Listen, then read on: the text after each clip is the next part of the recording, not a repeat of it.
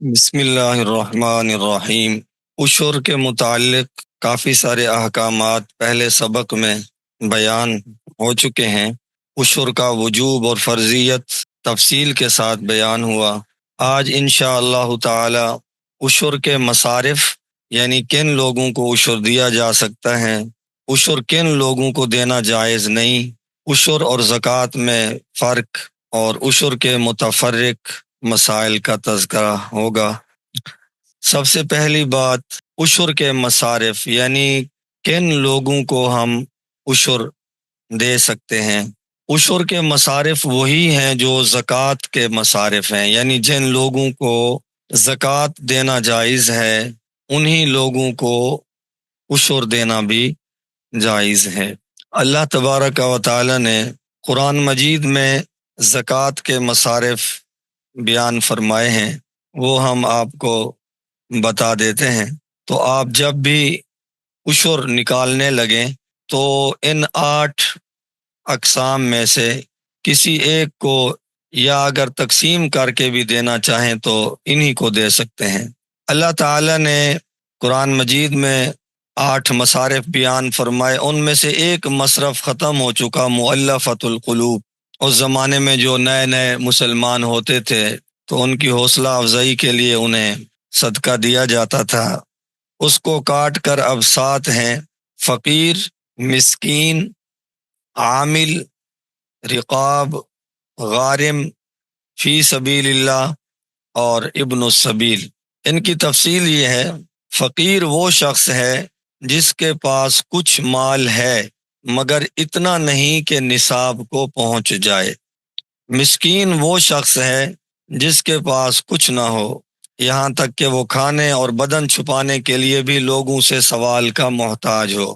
عامل وہ ہے جسے اسلامی بادشاہ نے زکوٰۃ اور عشر وصول کرنے کے لیے مقرر کیا ہو، اس کو بھی زکوٰۃ اور عشر دیا جا سکتا ہے۔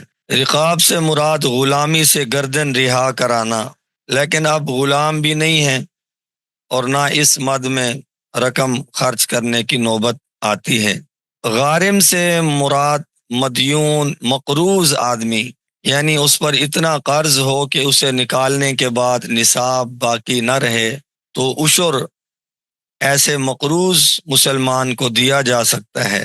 فی سبیل اللہ، اس سے مراد مجاہدین فی سبیل اللہ ہیں، اور ضمناً دینی مدارس میں پڑھنے والے طلباء، اور ابن السبیل سے مراد مسافر ہے۔ مسافر کے پاس اگر مال ختم ہو جائے تو اس کو بھی زکوٰۃ کی رقم دی جا سکتی ہے، اگرچہ اس کے پاس اپنے وطن میں مال موجود ہو۔ تو یہ زکوٰۃ اور عشر کے مصارف ہیں۔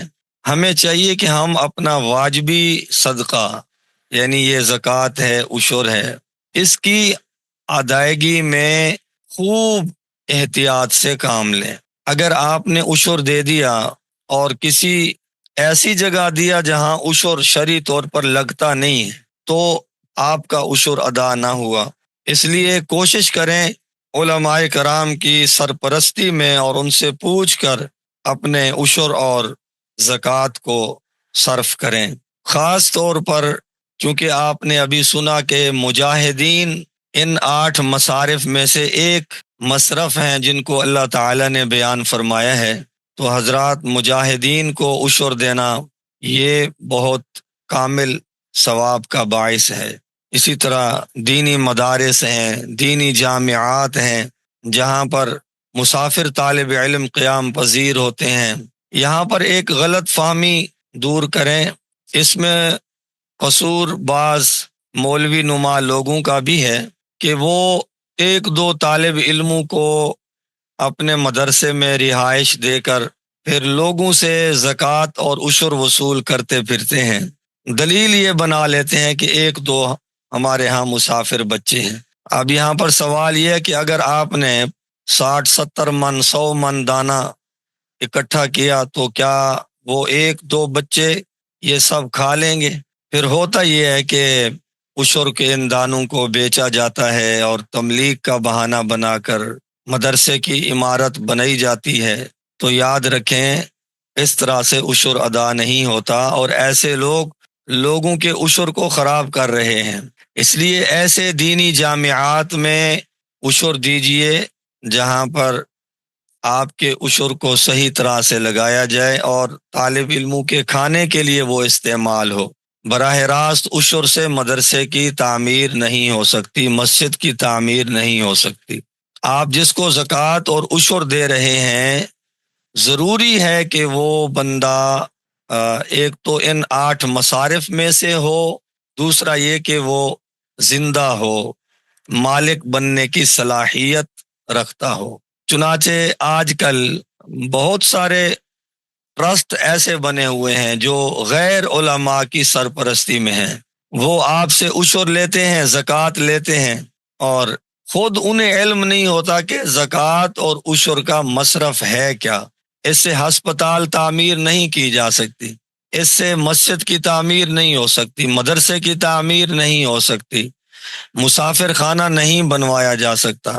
ہاں، چند صورتیں ہیں، اگر کوئی غریبوں کے لیے علاج کا ادارہ کھولے ہوئے ہے اور وہ زکوٰۃ سے ان کی خدمت کرنا چاہتا ہے، تو پھر عشر کی مد میں، زکوٰۃ کی مد میں وہ دوائیاں لے کر تو ان کو مالک بنایا جائے۔ اس میں بہت احتیاط کی ضرورت ہوتی ہے۔ تو آپ سب سے یہ گزارش ہے، غیر علماء کی سرپرستی میں چلنے والے ٹرسٹوں سے دور رہیں۔ ہاں، ان کو اگر آپ عطیات دینا چاہیں تو وہ آپ کی ثواب دید ہے، اس سے ہم منع نہیں کرتے۔ مثال کے طور پر آنکھوں کا کوئی ہسپتال چلا رہا ہے، کوئی دل کا چلا رہا ہے، اور آپ اس میں ہیلپ کرنا چاہتے ہیں تو آپ اپنے ذاتی مال سے کریں۔ اللہ کا جو حق بنتا ہے، فقراء کا جو حق بنتا ہے عشر کے حوالے سے، وہ آپ نکال لیں۔ باقی جو آپ کا اپنا مال ہے اس میں سے آپ ان ہسپتالوں کو دیں، رفاہی اداروں کو دیں، کوئی منع نہیں ہے۔ لیکن جب بات آتی ہے زکوٰۃ اور عشر کی تو اس حوالے سے پھر چونکہ اللہ تعالیٰ نے مصارف کی تخصیص فرما دی ہے کہ انہی لوگوں کو دیا جا سکتا ہے، تو ان چیزوں کا خاص طور پر خیال کرنا ہے۔ اور عشر میں ایک بات کا یہ بھی خیال رکھنا ہے کہ عشر بطور تنخواہ نہیں دیا جا سکتا۔ یعنی آپ کے مسجد میں جو امام صاحب ہیں تو ایسا اکثر دیکھنے میں آتا ہے کہ گندم کے سیزن میں ان کو لوگ عشر سے بطور تنخواہ دیتے ہیں، تو یاد رکھیں اس طرح سے آپ کا عشر ادا نہیں ہوگا، کیونکہ تنخواہ ایک علیحدہ نظام ہے، وظیفہ وہ آپ کے ذمے ہے، اور یہ جو عشر ہے یہ علیحدہ سے عبادت ہے۔ ہاں، ایک فرق ہے کہ وہ امام صاحب عشر کے مستحق ہیں تو آپ انہیں عشر دے سکتے ہیں بطور مستحق ہونے کے، بطور تنخواہ کے نہیں، وہ آپ نے علیحدہ سے دینی ہوگی۔ بلکہ ایسا کرنا چاہیے، اپنے محلے کے امام صاحب کی ضروریات کا خیال کرنا چاہیے، اور تحقیق کر کے اگر وہ زکوٰۃ کے مستحق ہوں تو ہدیہ کے نام پر عزت اور احترام کے ساتھ آپ کے دل میں نیت زکوٰۃ کی ادائیگی کی ہو، لیکن ایک مسلمان خاص طور پر جو امام بھی ہوں وہ چونکہ زکوٰۃ لینے سے تھوڑا محسوس فرماتے ہیں، تو اس لیے آپ انہیں ہدیہ کے نام پر، گفٹ کے نام پر دے سکتے ہیں، بشرطہ کہ دل میں آپ کی نیت عشر اور زکوٰۃ کی ادائیگی کی ہو۔ تو ضرور ان کا تعاون کرنا چاہیے۔ اسی طرح اور طلباء بھی ہوتے ہیں آپ کے محلے میں، ان کی بھی خدمت کرنی چاہیے، لیکن بس ایک چیز کا خیال رکھنا ہے، یہ بطور تنخواہ نہ ہو۔ اسی طرح مؤذن ہیں تو بعض لوگ مؤذن کو عشر کی مد سے دیتے ہیں، زکوٰۃ کی مد سے دیتے ہیں، تو خوب یہ مسئلہ یاد کر لیں کہ تنخواہ عشر سے نہیں دی جا سکتی۔ آپ ان کی ویسے مدد کریں، تعاون کریں ان کے ساتھ، اپنے جو آپ کے پیسے ہیں اس سے تعاون کریں۔ تو ان چیزوں کا خاص طور پر خیال رکھنا ہوگا۔ عشر اور زکوٰۃ میں کچھ فرق ہے، وہ ملاحظہ فرما لیں۔ زکوٰۃ کے واجب ہونے کے لیے مخصوص نصاب متعین ہے، اس سے کم ہو تو زکوٰۃ واجب نہیں ہوتی۔ جبکہ عشر کے واجب ہونے کے لیے نصاب مقرر نہیں ہے۔ پیداوار کم ہو زیادہ ہو اس پر عشر واجب ہوتا ہے۔ زکوٰۃ کی ادائیگی کے لیے مال یا سامان پر سال کا گزرنا ضروری ہے، جبکہ عشر میں سال گزرنا ضروری نہیں ہے، بلکہ اگر کسی زمین میں سال میں 2 مرتبہ فصل ہوتی ہے یا کسی باغ میں سال میں 2 مرتبہ یا اس سے بھی زائد مرتبہ پھل لگتا ہے تو ہر مرتبہ عشر ادا کرنا ضروری ہے۔ زکوٰۃ کے مال اور سامان وغیرہ کے ساتھ قرض کا تعلق ہوتا ہے، یعنی اگر کسی پر قرض ہو تو اس قرض کو زکوٰۃ کے مال سے نکال کر زکوٰۃ ادا کی جاتی ہے، جبکہ عشر میں ایسا نہیں، یعنی اگر کسی نے عشر ادا کرنا ہو تو اس کا قرضہ عشر سے نہیں نکالا جائے گا۔ عشر کے متفرق مسائل عرض کرتا ہوں، انہیں توجہ کے ساتھ سماعت فرمائیں۔ عشر پیداوار کی جنس سے دینا ضروری نہیں ہے، بلکہ اس کی قیمت بھی ادا کی جا سکتی ہے۔ مثال کے طور پر آپ کی گندم میں سے 5 من وہ بطور عشر کے ہیں، تو آپ نے سوچا کہ گندم میں خود رکھ لیتا ہوں اور اس کے جتنے پیسے بنتے ہیں وہ میں مجاہدین کو یا کسی دینی جامعہ میں دے دیتا ہوں، تو یہ بھی جائز ہے۔ عشر کے لیے ضابطہ ہے کہ جتنی پیداوار حاصل ہو، کم ہو یا زیادہ، اس کا عشر ادا کیا جائے۔ عشر جس طرح کھیتی میں واجب ہوتا ہے، اسی طرح پھل اور سبزیوں میں بھی واجب ہے۔ اگر کسی درخت سے سال میں 1 مرتبہ سے زائد مرتبہ پھل حاصل ہو تو جتنی مرتبہ پھل حاصل ہوگا ہر مرتبہ اس کا عشر واجب ہوگا۔ اگر کوئی سبزی ایسی ہو جو 1 مرتبہ کاٹنے کے بعد دوبارہ اگ آتی ہو تو جتنی مرتبہ اسے کاٹیں گے ہر مرتبہ اس کا عشر واجب ہوگا۔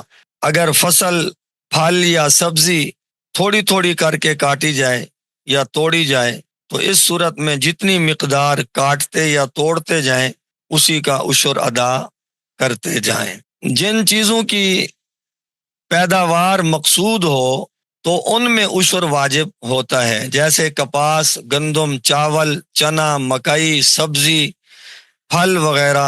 اور جن چیزوں کی پیداوار مقصود نہ ہو بلکہ پیداوار کے ساتھ ضمنی طور پر حاصل ہوتی ہوں، جیسے گندم کا بھوسا، مکئی کا بھوسا، چاول کا بھوسا، یا خود بخود اگ آتی ہوں جیسے گھاس وغیرہ، تو اصولاً ان میں عشر واجب نہیں۔ لیکن اگر اس قسم کی چیزوں کی پیداوار مقصود ہو تو خواہ بیچنے کے لیے یا ذاتی استعمال کے لیے تو ان میں بھی عشر واجب ہوگا۔ اگر کھیتی مثلاً گندم، مکئی، جو، ان چیزوں کو جانوروں کے چارے کے حصول کے لیے بویا جائے اور پختہ ہونے سے پہلے ہی کاٹ لی جائیں تو چونکہ ان چیزوں سے بھی پیداوار مقصود ہوتی ہے اس لیے ان میں بھی عشر واجب ہوگا۔ کسی بڑی فصل مثلاً گندم، گنا وغیرہ کے ساتھ کوئی دوسری فصل ضمناً شامل کر دی جیسے لوبیا، چنے، تو ان پر بھی عشر واجب ہے کیونکہ یہاں ان چیزوں کی پیداوار مقصود ہوتی ہے۔ زمین میں خود رو درخت پیدا ہو جائیں تو ان میں اور حاصل شدہ لکڑی میں عشر واجب نہ ہوگا۔ ہاں اگر ان کو لکڑی کے حصول کی غرض سے لگایا جائے تو پھر ان پر بھی عشر واجب ہوگا۔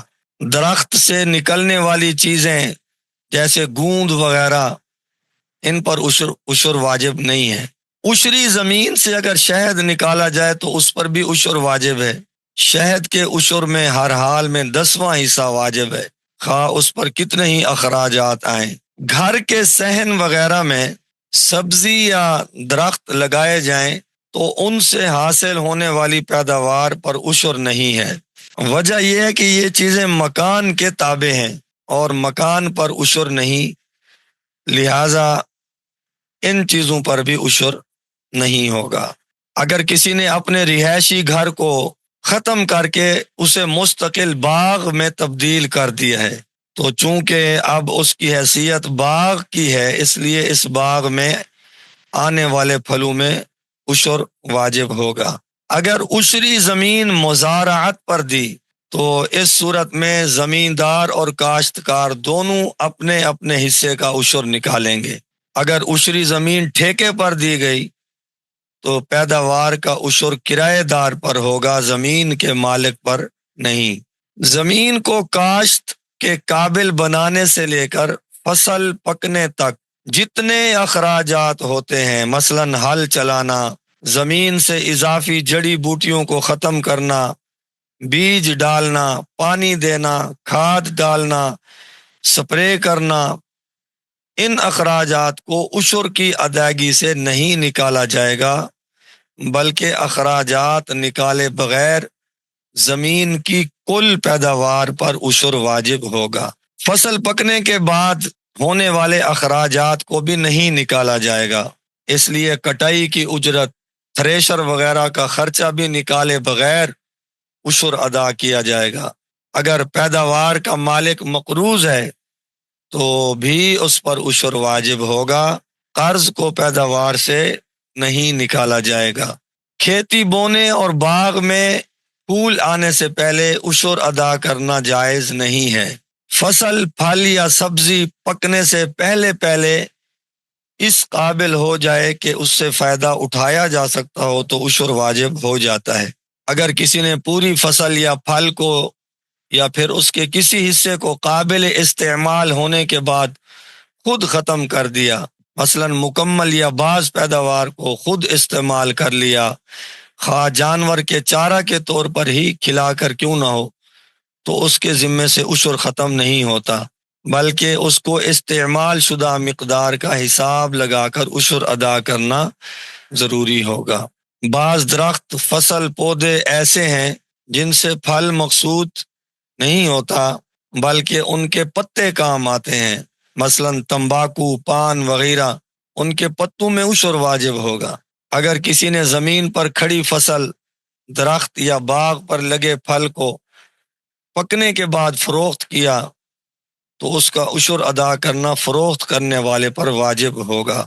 وہ زمین جو وقف کی ہے، جیسے بعض لوگ مسجد کو، مدرسے کو، رفاہی اداروں کو زمین وقف کر دیتے ہیں کہ اس کی آمدنی مسجد، مدرسہ یا کسی رفاہی کام پر خرچ ہوگی، تو اگر وہ عشری زمین ہے تو اس میں بھی عشر ادا کرنا لازم اور ضروری ہے۔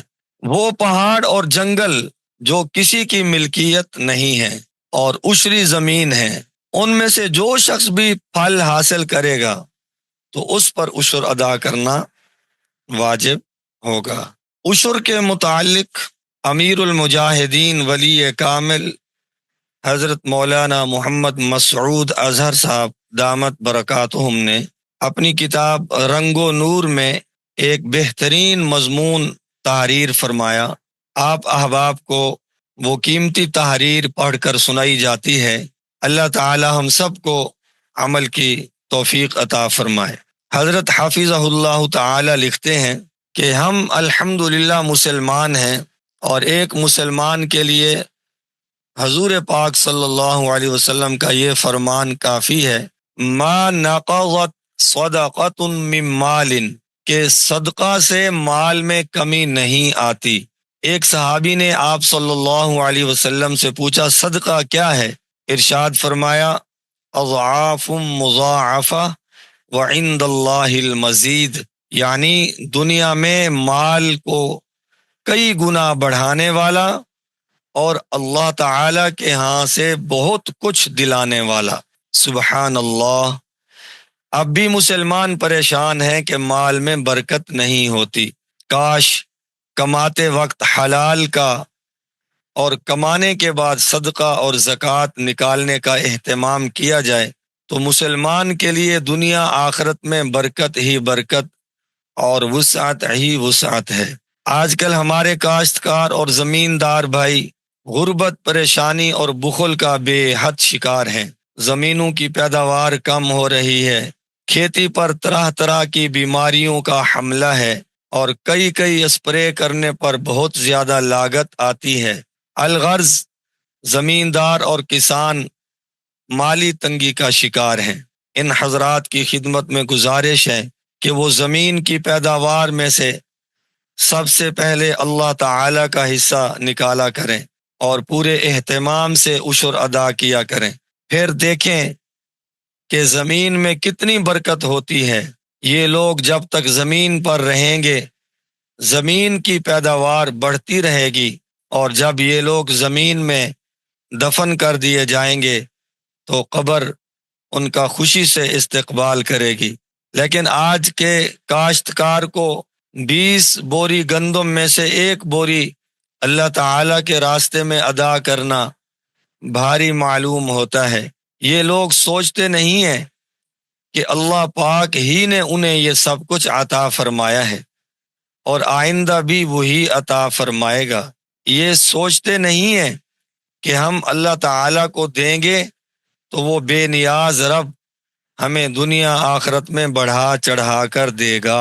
یہ لوگ سوچتے نہیں کہ آخر ہم نے مرنا ہے، چلو 19 بوریاں دنیا کی تھوڑی سی زندگی کے لیے رکھ لیں تو 1 بوری آخرت کی دائمی زندگی کے لیے بھی آگے بھجوا دیں۔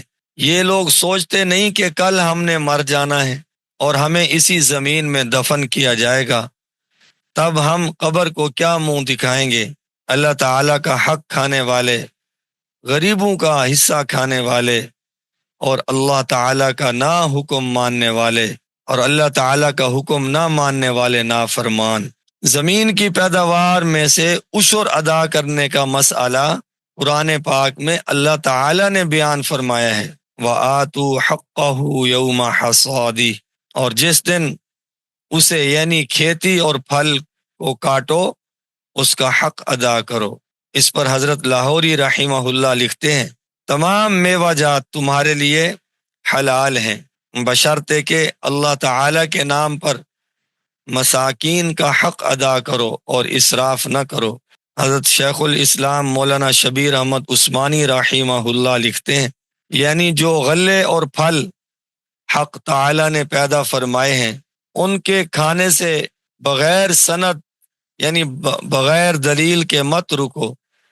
ہاں 2 باتوں کا خیال رکھو، ایک یہ کہ کاٹنے اور اتارنے کے ساتھ یہ جو اللہ تعالیٰ کا حق اس میں ہے وہ ادا کر دو۔ دوسرے، فضول اور بے موقع خرچ مت کرو۔ اللہ تعالیٰ کے حق سے یہاں کیا مراد ہے؟ اس میں علماء کے مختلف اقوال ہیں۔ ابن کثیر رحمہ اللہ کی رائے یہ معلوم ہوتی ہے کہ ابتداً مکہ معظمہ میں کھیتی اور باغ کی پیداوار میں سے کچھ حصہ نکالنا واجب تھا جو مساکین اور فقراء پر خرچ کیا جائے۔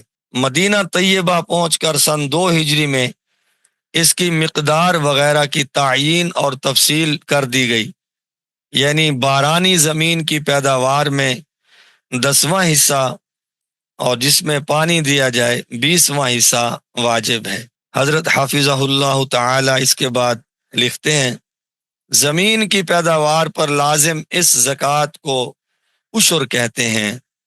لفظ عشر کے اصل معنی ہے 10واں حصہ۔ وہ زمینیں جو بارانی ہیں یعنی بارش سے سیراب ہوتی ہیں ان کی پیداوار میں سے 10واں حصہ، اور جن زمینوں کو خود پانی دیا جاتا ہے ان کی پیداوار کا 20واں حصہ نکالنا واجب ہے، اور شریعت کی اصطلاح میں دونوں کو عشر ہی کہتے ہیں۔ موجودہ وقت میں جس طرح مسلمانوں نے دین کے دیگر فرائض اور احکامات میں غفلت بازی کو اپنا طریقہ بنا لیا ہے، اسی طرح عشر کے مسئلے میں بھی ہمارے مسلمان کاشتکار شدید غفلت کا شکار ہیں، بلکہ اب تو اکثر کاشتکاروں کو عشر کا مسئلہ ہی معلوم نہیں ہے۔ اللہ تعالیٰ کا حکم توڑنے اور اس کا حق کھانے کا وبال آج زمینداروں اور کاشتکاروں پر صاف نظر آ رہا ہے۔ وہ اور ان کی اولادیں طرح طرح کے سخت گناہوں اور جرائم میں ملوث ہو رہی ہیں۔ جاگیرداروں کے مظالم اور گناہ تو کافروں کو بھی شرمندہ کر رہے ہیں، جبکہ چھوٹے کاشتکار بخل، حرص اور غربت کا شکار ہیں۔ ان حالات میں ضرورت اس بات کی ہے کہ دین کی فکر رکھنے والے جاں باز مسلمان اٹھ کھڑے ہوں اور وہ دین کے اس واجب کو زندہ کرنے کے لیے بھی سر توڑ محنت کریں۔ وہ اللہ تعالیٰ کا حکم اور رسول اللہ صلی اللہ علیہ وسلم کا پیغام لے کر ایک ایک کاشتکار کے پاس جائیں اور اسے عشر کا مسئلہ سمجھائیں اور اسے ترغیب دیں کہ زمین میں جانے سے پہلے زمین کا حق ادا کر دو اور اپنی زمین اور آخرت کو برکت سے بھر لو۔ ماشاءاللہ حضرت حافظہ اللہ تعالی نے عشر کے متعلق بہت قیمتی باتیں ارشاد فرمائیں۔ ایک تو ہمیں اس طرف متوجہ فرمایا کہ عشر کی ادائیگی سے انشاءاللہ برکت کے دروازے کھلیں گے۔ یہ اللہ تعالی نے بہت پہلے فرما دیا تھا، الشیطان یعدکم الفقر ویأمرکم بالفحشاء، کہ جو آدمی اللہ کے راستے میں مال خرچ کرنے لگتا ہے، عشر ادا کرنے لگتا ہے، زکوٰۃ دینے لگتا ہے، تو فوراً شیطان اس کے پاس پہنچ جاتا ہے اور یعدکم الفقر، اس کو ڈراتا ہے کہ واہ، اللہ کے راستے میں مال خرچ کر رہے ہو، یہ تو تمہارے پیسے تھوڑے ہو جائیں گے، 100 من میں 5 من اللہ کو دے رہے ہو، 5 من آپ کے کم ہو گئے، تو پھر بندہ فوراً شیطان کے چکر میں آ جاتا ہے اور اللہ کے راستے میں مال خرچ کرنے سے رک جاتا ہے۔ حالانکہ اللہ تبارک و تعالی فرماتے ہیں کہ شیطان کی باتوں میں مت آنا، خرچ کرنا میرے راستے میں اپنے فضل کا تم سے وعدہ کرتا ہوں۔ جس کو اللہ تعالیٰ کا فضل مل گیا اس کی تو دنیا بھی بن گئی اور اس کی آخرت بھی بن گئی۔ جو لوگ اللہ کے راستے میں عشر نکالتے ہیں نا، اللہ تعالیٰ ان کو دنیا میں بھی دگنا چگنا واپس فرماتے ہیں۔ اللہ تعالیٰ ان کو بھوکا نہیں مارتے، ان کے مال میں برکت ہوتی ہے، ان کو تھوڑا مال کافی ہو جاتا ہے۔ اللہ تعالیٰ انہیں ایسی بہت ساری پریشانیوں سے بچا لیتے ہیں جن میں ایسے لوگوں کو مبتلا کرتے ہیں جو عشر ادا نہیں کرتے، تو عشر سے زیادہ پیسے تو ان کے لگ جاتے ہیں انہی مصارف پر، انہی دوسرے خرچوں پر۔ آج کا مسلمان شادی غمی کی رسموں میں لاکھوں کروڑوں اڑا دے گا، لیکن جو اللہ کے فریضے ہیں ان میں غفلت کرے گا۔ یہاں پر ایک مسئلہ یہ بھی یاد رکھیں کہ اگر کوئی شخص اپنی فصل سے عشر نہیں ادا کرتا لیکن صدقہ خیرات کے نام سے عشر سے بھی زیادہ خرچ کرتا ہے، مثال کے طور پر اس کی فصل میں عشر 5 من بنتا ہے لیکن وہ غریبوں پر صدقہ کے نام سے اس سے بھی زیادہ خرچہ کر دے، تو اللہ کے ہاں یہ مجرم ہے، عشر نہ دینے پر اس کی پکڑ ہوگی، کیونکہ اس نے اپنی خواہش کو دیکھا، اللہ تعالیٰ کے حکم کو نہ دیکھا۔ جس طرح کہ ایک حدیث پاک کا مفہوم ہے، 10 ذی الحج کو اللہ جل شانہ کے یہاں خون سے زیادہ کوئی صدقہ محبوب نہیں ہوتا۔ اس پر علماء لکھتے ہیں کہ اگر کوئی آدمی صاحب نصاب بھی ہے، وہ جانور کو ذبح کرنے کے بجائے، اب جانور آیا اس کا مثال کے طور پر 25-30 ہزار ایک حصے کا، وہ 25-30 ہزار کے بجائے لاکھ روپیہ بیٹھ کر وہیں کسی غریب مسکین یتیموں کو دے رہا ہے، اب دیکھنے میں تو اس نے زیادہ خرچ کیا نا، اگر یہ جانور کی قربانی کرتا تو 20-25 ہزار 30 ہزار، ویسے اس نے لاکھ روپیہ دے دیا غریبوں مسکینوں کو، تو علماء فرماتے ہیں کہ یہ بندہ اللہ تعالیٰ کے ہاں مجرم ہے۔ کیوں؟ اس لیے کہ اس نے اپنی ذاتی خواہش پر عمل کیا، ادھر اللہ کا حکم تو آج یہ ہے کہ جو صاحب نصاب ہیں وہ خون بہائیں۔ تو دیکھنے میں یہ آتا ہے ہمارے بہت سارے ایسے کاشتکار بھائی ہیں جو اللہ کے راستے میں بہت خرچ کرتے ہیں لیکن عشر ادا نہیں کرتے، یعنی باقاعدہ حساب کرتے ہوں۔ جو اللہ کا خوف رکھنے والے مسلمان کاشتکار ہیں وہ ایک ایک چھٹانگ کا بھی اس میں خیال کرتے ہیں، اور اللہ کے یہ پیارے بندے ایسا کرتے ہیں۔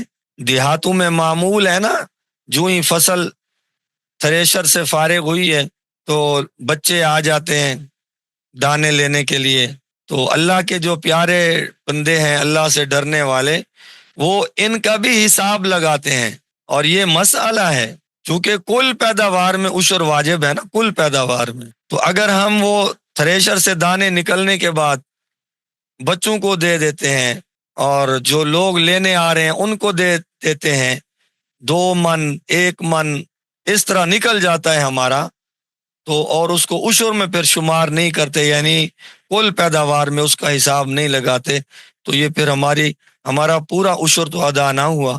اس لیے اس مسئلہ کا بھی خیال رکھنا ہے، پوری ادائیگی کرنی ہے، اور کھلے دل کے ساتھ کرنی ہے، کھلے دل کے ساتھ اللہ تعالیٰ کے وعدوں پر یقین کرتے ہوئے۔ یہ اللہ تعالیٰ کا وعدہ ہے نا کہ جو بندہ میرے راستے میں دے گا میں اللہ اس کو دنیا آخرت میں دوں گا۔ تجربہ یہ ہے کہ جو لوگ اللہ تعالیٰ کے راستے میں مال خرچ کرتے ہیں، اللہ تعالیٰ انہیں غنی بنا دیتا ہے، دنیا میں زیادہ مال و دولت سے نواز دیتے ہیں، اور جو بخل کرتے ہیں مارے جاتے ہیں، ان کا مال مختلف کاموں میں خرچ ہو جاتا ہے، پتہ بھی نہیں چلتا، ایک ہاتھ میں مال آتا ہے دوسرے سے نکل جاتا ہے۔ اللہ تبارک و تعالیٰ یہ قرآنی فریضہ ہے، اس کو زندہ کرنے کی ہمیں توفیق عطا فرمائے۔ وہ تو ایک مٹی ہوئی سنت پر عمل کرنے کا 100 شہیدوں کا ثواب ملتا ہے نا، جس نے مٹی سنت پر عمل کیا۔ اور یہ جو عشر ہے، عشر یہ قرآنی فریضہ ہے، اس کو بھی بھلایا جا رہا ہے، تو ضرورت ہے اس بات کی، آپ میں سے جو احباب یہ باتیں سن رہے ہیں وہ ان باتوں کو زیادہ سے زیادہ مسلمان بھائیوں تک پہنچائیں، اپنے محلے کے نمازیوں تک پہنچائیں، اور خاص طور پر کاشتکار بھائیوں تک یہ باتیں پہنچانا ازحد ضروری ہے کہ بھائی اللہ تبارک و تعالیٰ نے ایک حق رکھا ہے آپ کی فصل میں، اگر ہم ایک دوسرے کا حق کھا جائیں تو کتنا برا محسوس ہوتا ہے، اور ایسے بندے کو اچھا نہیں سمجھا جاتا۔ اور یہ جو عشر ہے غریبوں کا حق ہے، اور یہ وہ حق ہے جو اللہ تعالیٰ نے بیان فرمایا ہے قرآن مجید میں، تو اس حق کو کھانے سے پھر اللہ تعالیٰ کی کتنی ناراضگی ہوگی۔ اللہ تعالیٰ ہم سب مسلمانوں کو توفیق بخشے، ہم تمام فرائض پر عمل کرنے والے بن جائیں۔ وآخر دعوانا ان الحمد للہ رب العالمین۔